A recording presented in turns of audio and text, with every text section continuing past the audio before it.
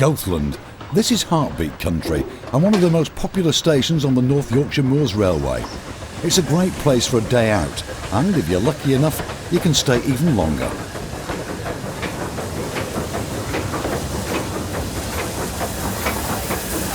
This is the camping coach. It belongs to the railway, and it's like a holiday cottage, except it's a railway carriage. And people pay a lot of money to come in. £600. I mean, you get free travel as well as the cottage, but in with it, which really it's not bad. They come in and rebook in each year, and there's at least 12-18 months wait for it.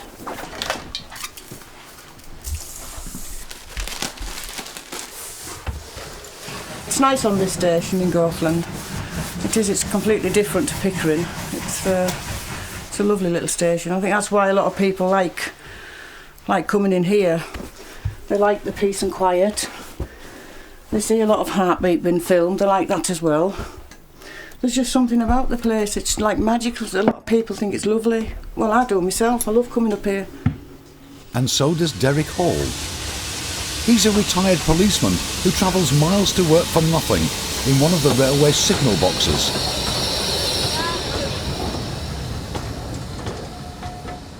Well, I was a police officer for 30 years in Humberside Police, and I joined the railway in about 1973 as a volunteer.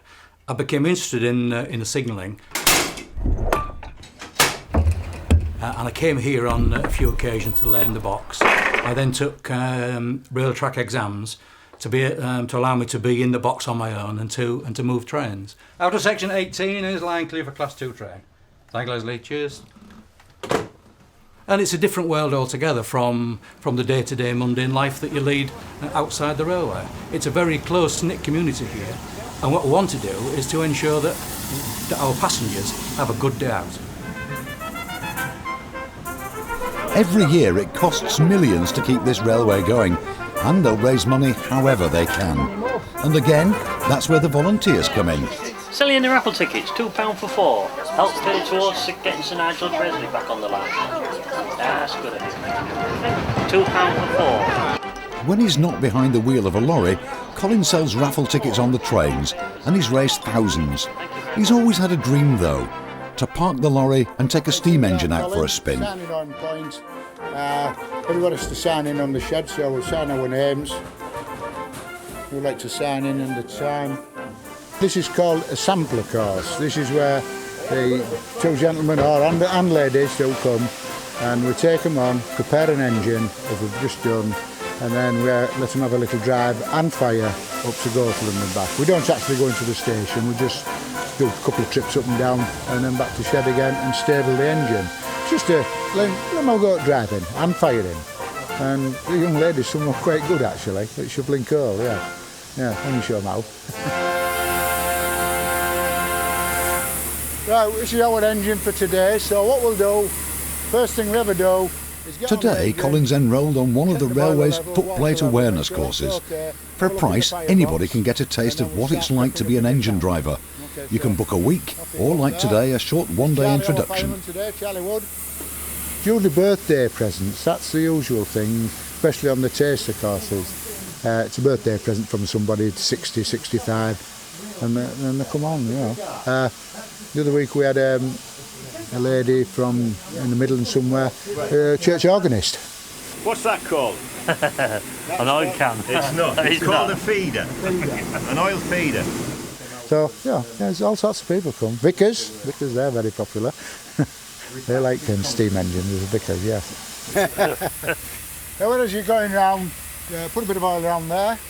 The time to come on the footplate was by my wife and the children who, on my 65th birthday, came up with this brilliant idea.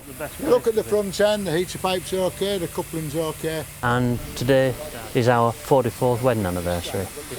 So unfortunately, I left my wife at home. But yesterday we went out together and we had a meal last night. So yesterday, today, 2 absolutely wonderful days.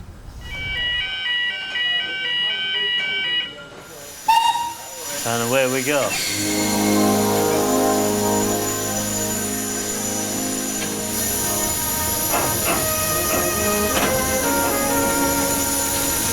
It's all yours. Oh. There you are.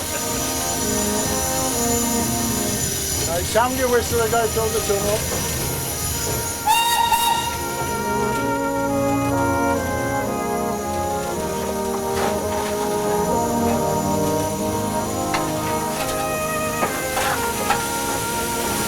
Right, push your regulator open a bit more. That's it.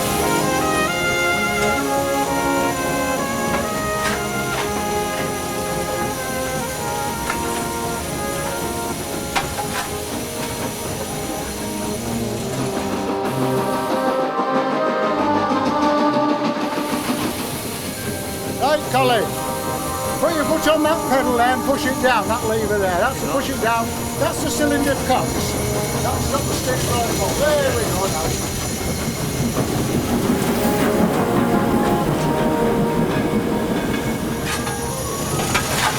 All we have to do now as we're driving the train along, keep a lookout for plate layers, anything unusual.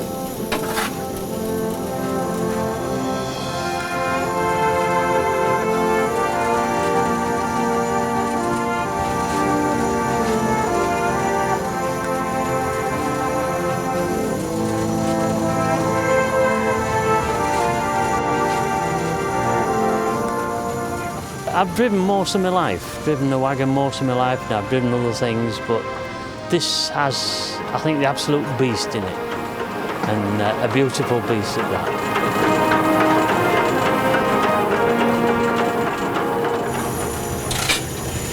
Still got to fly an aeroplane? Oh, haven't you done that yet? So I've had to go at that. I've had to go flying, I'll have to like that. Now we're into a 1 in 49 gradient now, so we want that regulator open a bit more. Push it as full as it'll go to the first valve. That's it. He did very well for a beginner. It's not easy to handle a steam locomotive, getting used to it. They're all different. They all handle different. You open the regulator, some go, some don't. This one you have to open it and you have to listen to it. Then it goes and it's okay. He did very well in the control it with me telling him what to do. It was quite good.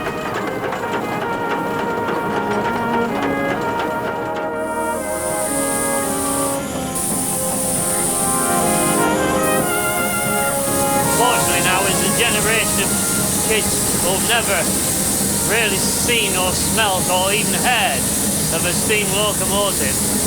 And you're going to get, in the years to come, it's going to be the only place you're going to find it. And here, you can find it. And it's beautiful. It's beautiful. It's been a great day for Colin, and for the railway, the footplate courses bring in valuable funds. It's very important for us to be generating income.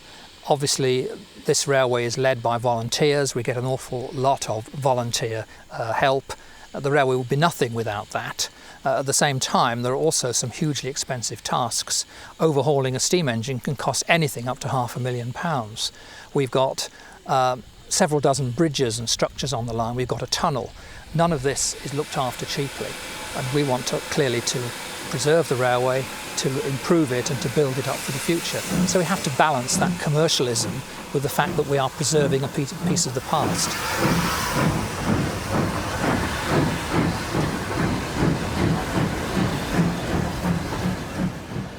Back at Goathland Station, the latest camping coach visitors are about to check in. Betty and Alan are celebrating, and for them, Goathland's the perfect place.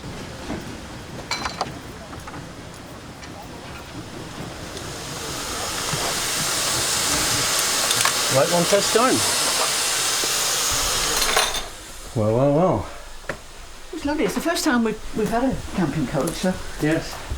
Well, we've seen it so many times when we've been to Goathland Station. It's really lovely. Really lovely. The kitchen, just what we're expecting. Lovely. Even nicer. It is wonderful. Yeah. Wonderful. It's for our 50th wedding anniversary, actually, this, isn't it? Yes. One of the perks for being married 50 years. 50 years. Where has it gone? Where has it gone? I was born to the sound of a train, I think. We had a railway line running behind our house, and a coal train at about 8:15 in the morning was probably the first sound I heard. And since then I've rather liked steam trains, yes. And when we were courting, we used to go train spotting, Yeah. and I used to pretend to like trains then. But now, after 50 years, you know, I think I'm as hooked as you are. Yeah. But interestingly, we got engaged on a train. Now there's a story, yes. I slipped the ring on Betty's finger on a train between Manchester and Loughton St Mary's, which is near my hometown of Lee in Lancashire. Would that be a steam train? That was a steam train in those days, nothing else. You wouldn't recognise it at the moment, but this is the railway's star attraction, the A4 locomotive Sir Nigel Gresley. This is what they call a major overhaul. These things are getting extremely old, metal fatigue, so to comply with all the regulations, as this is a mainline certified engine and can still run on the national network, it has to be checked. Every nut and bolt, every little piece has got to be made as near perfect as it can be. The A4 Pacifics, of which this is one of 35, were absolutely the creme de la creme of the main line from King's Cross to Edinburgh. It's a thoroughbred and it's a speed merchant.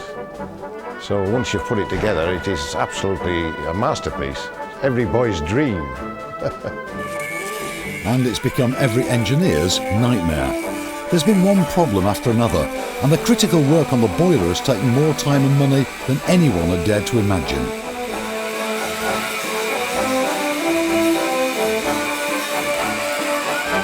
When we estimated the boiler work, we based it on a simple retube of the boiler and the main parts that we thought, and we could see before it was stripped, had to be done. Unfortunately, as it's turned out, the work from the simple boiler overhaul and refurbishment has actually doubled. So everything that we hoped wouldn't happen has happened. With luck, that means it could be running by the spring, unless, of course, there are more problems. But once the boiler's sorted, they'll be racing to get it back on the line. The main thing is once it goes on the top of these frames, all hell will be let loose to put everything back together, and that should approximately take 16 to 17 weeks once the boiler goes on. For the volunteers of coach restoration, 3 years means nothing. For craftsmen such as Len Clark, this is painstaking work. Keeping alive forgotten skills and breathing life back into wooden carriages and famous engines. Len's a sign writer and painter, the best there is, and he's been in demand for decades. I found that there was a need for some of my skills, and it's been 35 years nearly now since I first started putting paint on steam locomotives and lining out locomotives and carriages. It's beautiful. I've worked on some very famous locomotives, Sir Nigel Gresley 2 or 3 times, Union of South Africa, Blue Peter, and the most famous locomotive of all, dare I mention it, Hogswart Castle for the film, carriages galore.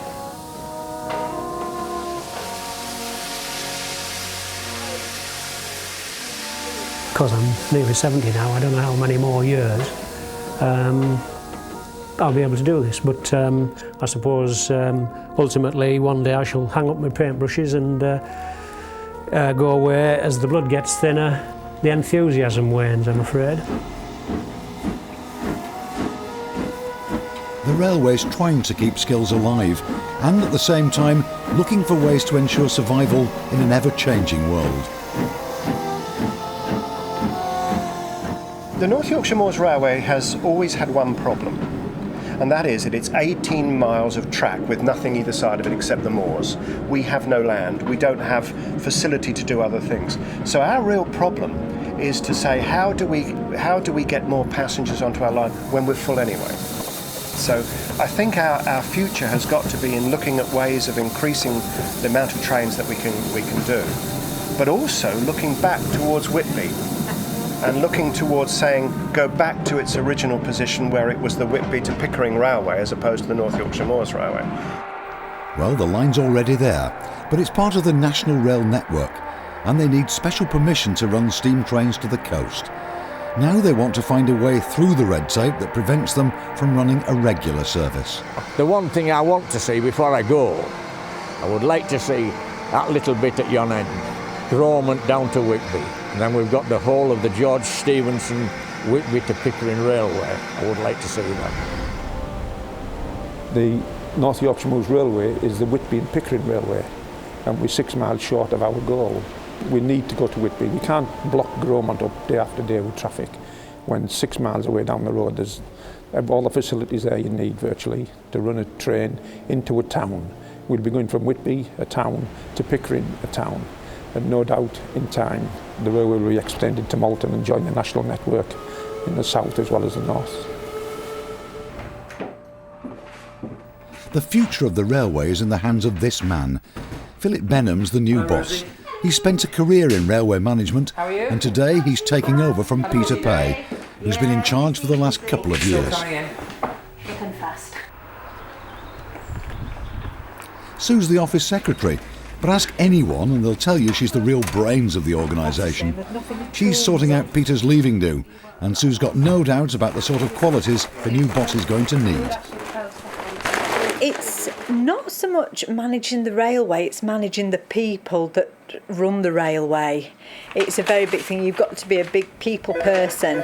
It's all about people and how they interact with each other and how they work together. It's about people. Railways is secondary. Safety of the railway is a primary thing in that. Getting the money in to keep it running. Because when you are the best, 4 million turnover, nearly 1.5 million passenger journeys, it's a big railway. And Philip's had a different sort of experience to me in higher echelons, being better looking and younger and better off. Peter's been great. Not easy for him handing over, but he's been super. He's passed on to me all that he knows. He's been very open, he's been very frank, and he's been very helpful.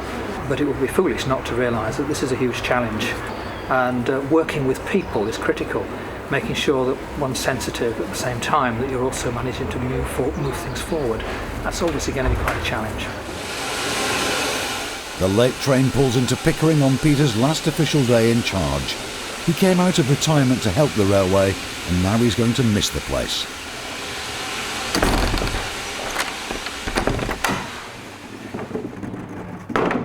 I'm very proud of what they do, because they turn out in all weathers.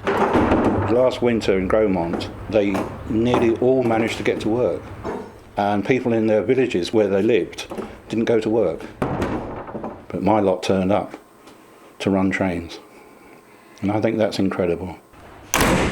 You have to love the railway to work here. That's what it really amounts to. There's a feeling of change about the railway, excitement about the future, but pride in the past. He's brought the railway into the 21st century. The 2.5 years that he's been here, he's really made a change to the way the railway thinks about its operations and runs. It's very sad, yes. Sad to see him go. He's been a good laugh and he's been a good boss, yeah. We've enjoyed having him here. Brought a lot of people together, the whole railway, and whether it be volunteers, paid staff, whoever, brought us all together.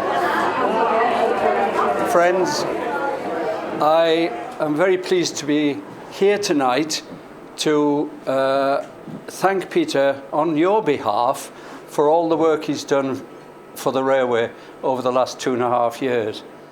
I'll wish him all the very best from myself and from you all.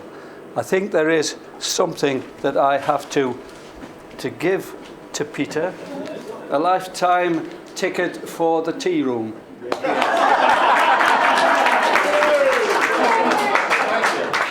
As you get older, you look back, because I do a lot of travelling. Now I'm not working, I've been riding trains all over the place. And I think, well, I worked there. I worked at St Pancras. Fantastic spread for tonight. And I thought, now, when did I work there? And it was 1959. You think that's 45 years ago, you old git. And I'm like a grandfather to these, as I've said once or twice. And I wish I was, as I clip their ears. Enjoy it. I think it's 5 years copies of BR timetables. No, I'm trying to sell them. Right. All the very best. Thank you, Neil. In Thank your you for retirement. the opportunity.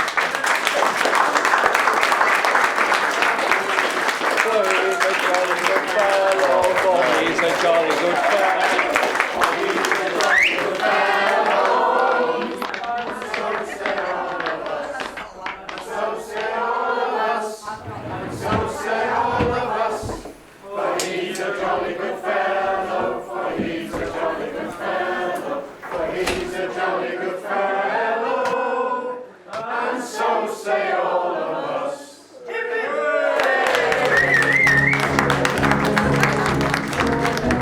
Who'd have thought, when they said this line back in the 70s, that it would become what it is today, Britain's most popular heritage railway? Who'd have thought it? When you look back at what has been achieved, it's an amazing testament to both the vision of the people who started the railway and the preservationists in the early days, but also of all the people who've worked on the railway over the years.